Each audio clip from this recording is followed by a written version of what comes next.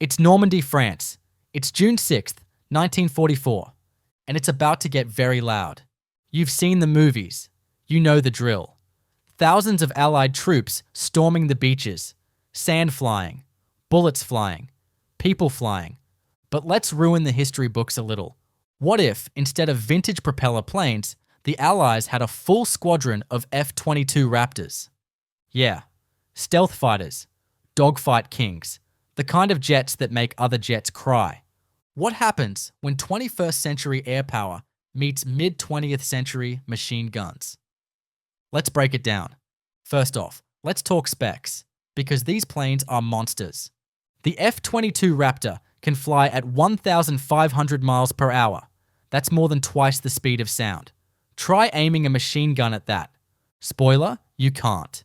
It has stealth technology that makes it basically invisible to radar. It has thrust vectoring engines that let it turn mid-air like a hummingbird on steroids. And it's armed with air-to-air missiles, air-to-ground missiles, and a 20mm Vulcan cannon that fires 6,000 rounds per minute. Oh, and it can fly over 65,000 feet up. That's about 12 miles above your head. Now put 12 of those in the sky over Normandy. That's not a battle anymore. That's a demolition project. So back to D-Day. Real-life D-Day. The Germans were dug in. Machine gun nests, artillery bunkers, snipers. And the Allies? They had courage, and boats, and some planes. But most of their planes were slow, vulnerable, and not exactly precise. In our scenario though, F-22s scream overhead, and everything changes. First target? German bunkers. Normally, Allied troops had to charge those on foot, uphill, while being mowed down. But now? Each F-22 drops a precision-guided bomb from 10 miles out. One bunker, gone. Second bunker, also gone. Third bunker, let's just say the guy inside never even knew he was in a war. With just one flyover, the entire beach turns from a nightmare into an air-conditioned lobby. The Germans on the cliffs would look up and see what they think is a bird. Then they'd hear a rumble. And then nothing. Because that's the power of the F-22. It kills before you even know it's nearby. And no, the Germans wouldn't be able to shoot back. Their best anti-aircraft guns were designed to hit low and slow bombers, not jet fighters flying at twice the speed of sound. Even the infamous 88mm flak cannons? Too slow, too clunky, too outdated. By the time they aimed, the F-22s would be sipping fuel on the way home. But here's where it gets worse, for the Germans.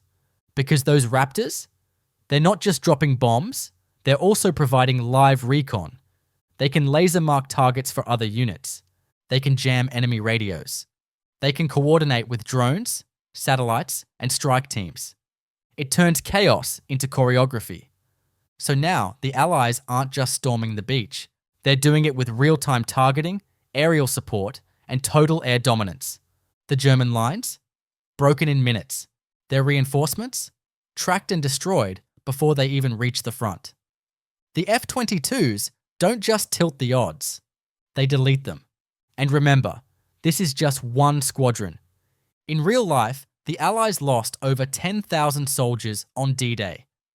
With air cover like this, that number might drop to a few hundred, or even less.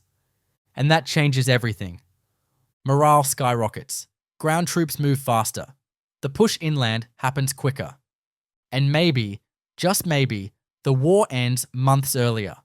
All because a few jets decided to crash a party that didn't invite them. But hang on, we're not done. Because if you thought this was overkill, wait until you see what happens when those Raptors go hunting for German tanks. Let's pretend you're a German tank commander in 1944, rolling into Normandy with your big steel beast, a Panzer IV. You've got armor, you've got a cannon, you're feeling untouchable. And then a 2,000-pound bomb drops from the sky and turns your entire squad into a modern art sculpture. Welcome to the F-22 problem. See, those tanks? They were terrifying back in the day. The Tiger I, for example, had nearly 4 inches of armor in the front and could knock out Allied tanks from a mile away. But that armor means nothing when an F-22 Raptor hits you with a GBU 32JDAM from 10 miles up. The Raptor doesn't care how thick your metal is. It's dropping precision-guided bombs that explode with the force of entire artillery batteries, all while being invisible and silent until it's too late. You don't hear a roar, you hear a whisper. Then nothing. Because you and your platoon are now scattered across a crater. And that's before we even get to the fun part, air superiority. Let's rewind a bit. The German Luftwaffe was already struggling by 1944. Fuel shortages, pilot shortages, planes that were fast, for their time, but not exactly stealthy. Now toss in a squadron of 12 F-22s, flying at 1,500 miles per hour, using radar-absorbing paint and outmaneuvering anything with wings. The German Messerschmitt Bf 109s wouldn't even make it off the runway. F-22s can detect enemy aircraft hundreds of miles away, lock on using beyond visual range missiles, and destroy their targets without ever getting close. The Germans wouldn't know they were in a dogfight until their plane turned into confetti. And just to be clear, the F-22 carries AIM-120 AMRAAM missiles. These are the kind of missiles that don't ask questions, they just end you. Let's talk multitasking. One Raptor can engage 6 targets at once, track 20 more, jam enemy comms, coordinate with ground forces, and still have time to drop a bomb on a bunker just for fun.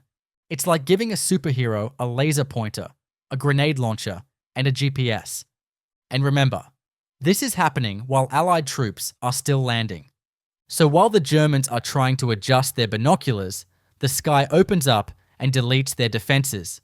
Now, let's be generous and say a few German artillery teams survive the initial bombardment. What can they do? Not much. Their flak guns were built to shoot at bombers flying at 10,000 feet. The F-22 flies above 65,000 feet. By the time they aim and fire, the Raptor is already headed back to base for a sandwich. And if you're thinking, maybe they could shoot one down by luck, sure. And maybe a potato can win a chess match. Good luck.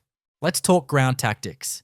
In the real D-Day, Allied soldiers faced machine gun fire, mines, mortars, and sheer chaos. With F-22s overhead, the entire beach is cleared before the first wave steps off the landing craft.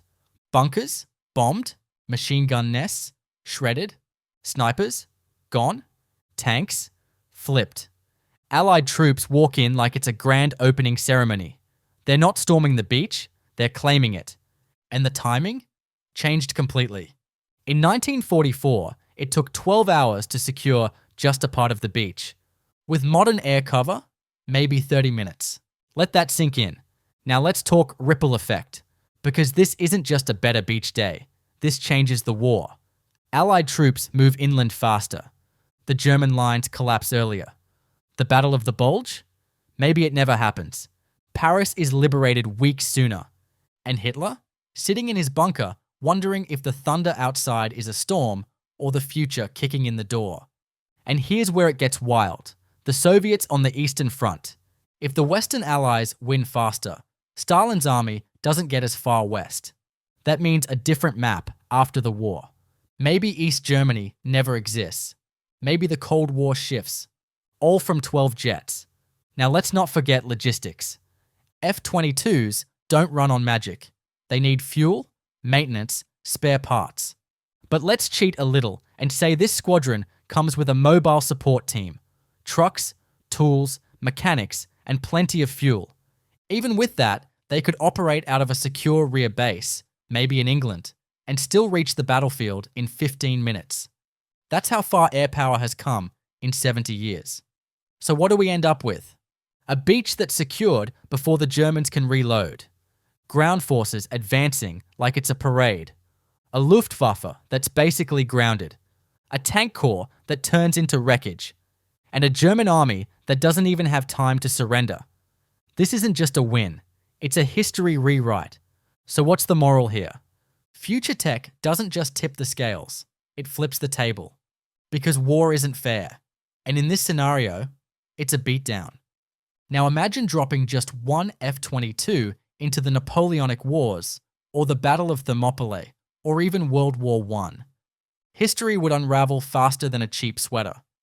But hey, here's the real question. If you could send one modern weapon back in time, where would you send it, and who would you give it to? Subscribe, please.